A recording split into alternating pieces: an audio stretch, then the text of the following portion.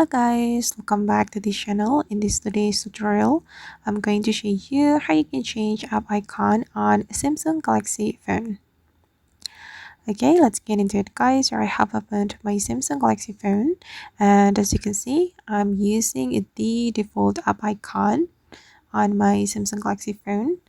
So here I'm going to show you how you can change the app icon to make our Samsung Galaxy phone looks more captivating. If we want to do that, first of all, we need to open up our settings application. Go to your settings and we're going to open up the Samsung Galaxy themes. Okay, select the themes menu. And here you will get a lot of icons for your Samsung Galaxy phone. You can go to the icons and then you can search the icon you want to apply to your phone. You can go to the top menu and here you can filter to get the free icon like this. Just tap on free, and these are the free icon we can use for our Samsung Galaxy phone. And if you want to search for a specific icon, you can click on the search menu and then you can enter the keyword. For example, I'm going to search for cute icon, so I'm just going to type in cute. Okay, and then these are the cute icon we can apply to our phone. Okay, I'm going to select one of them guys, for example this one.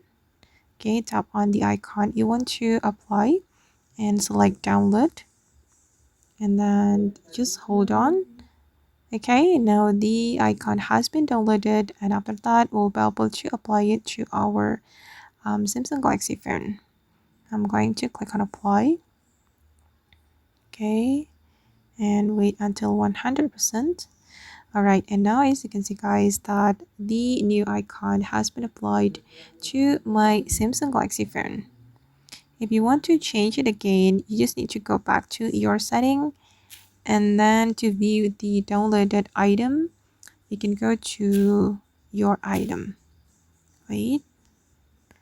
Okay, go to your item right here, and these are the icons I have downloaded. And we can simply tap on the icon if we want to apply it. Okay